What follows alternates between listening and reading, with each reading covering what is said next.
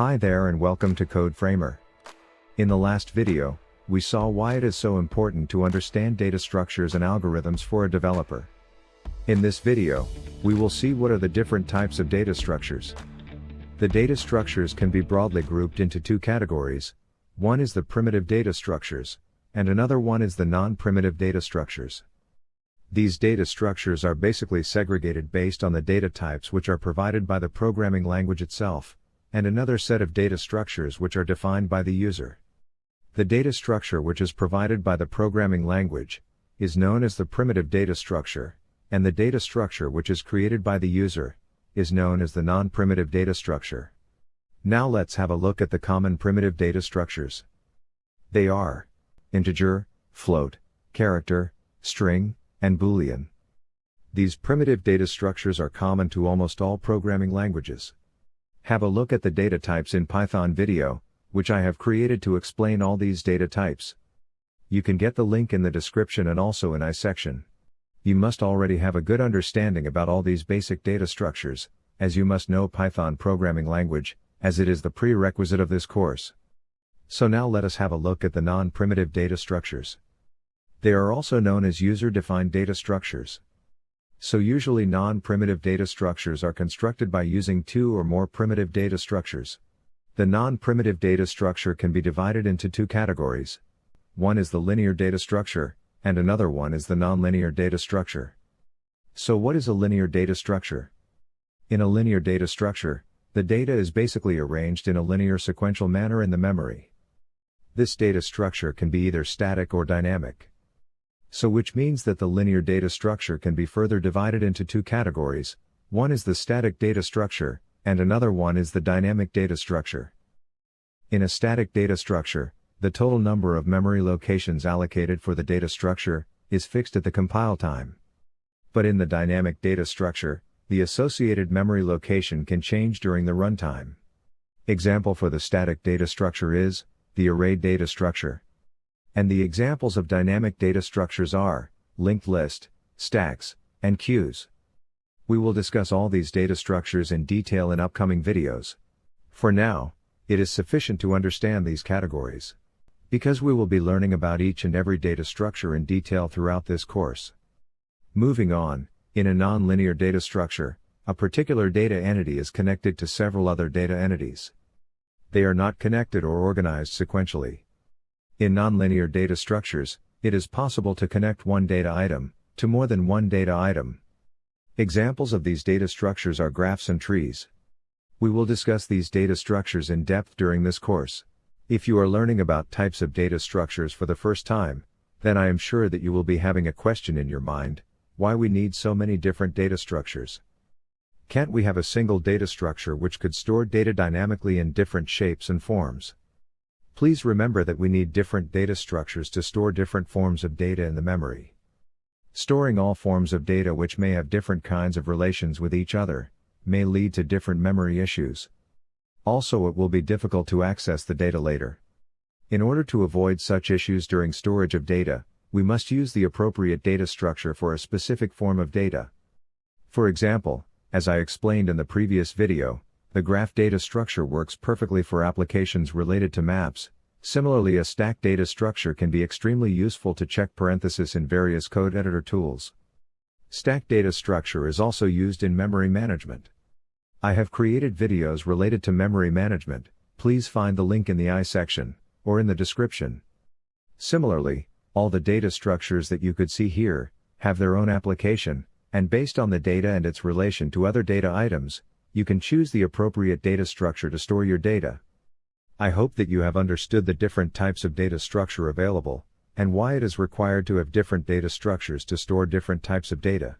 Now let us have a look at different types of algorithms.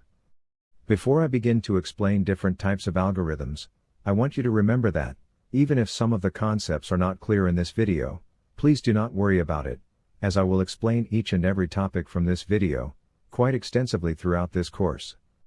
The only purpose of this part of the video is to give you a broad understanding about different types of algorithms that are available at our disposal to solve various problems. So having said that, let us begin. There are certain algorithms that are created to solve a specific problem. For example, we have various sorting and searching algorithms. We will discuss all the sorting and searching algorithms later in this course. But in this video, I want to bring your attention to the types of algorithms, using which we can attack a particular problem. Which basically means that when you are solving a problem, you can use one of these algorithms to create a solution. You can also call these algorithms as different approaches, using which you can solve a problem. So first one is the simple recursive algorithm, second is the divide and conquer algorithm, third is the dynamic programming algorithm, fourth is the greedy algorithm, fifth is the brute force algorithm, and finally we have the randomized algorithm. So these are the 6 algorithms, using which you can solve any problem. Let us have a look at them one by one. So the first one is the simple recursive algorithm. As the name suggests, whenever you want to perform the same set of actions, until a particular condition is reached to solve a problem, you can use a recursive algorithm. It works the same as an iterative algorithm, where we iterate through the same set of actions until a particular condition is met. So in this sample code, you can see that inside the function, we are calling the same function recursively, until this condition is met. Don't worry if you are not understanding this block of code now. For now, just know this definition, and how a recursive function looks like, as I will explain recursion in upcoming videos in detail and with examples. Now let us have a look at divide and conquer algorithms.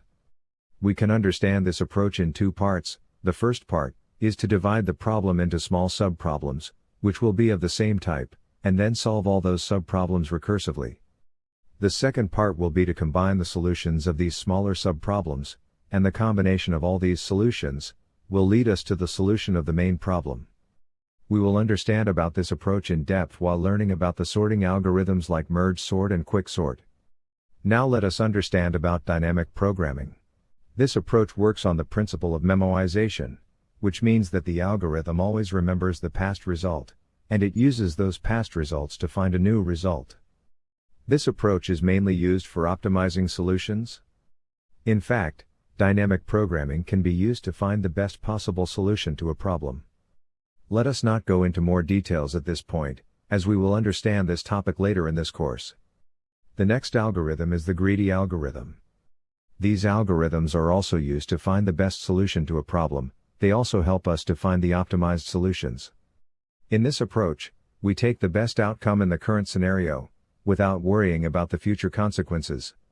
This is because, we believe that by choosing the best possible outcome at each step, we will end up with a global optimum solution to the main problem.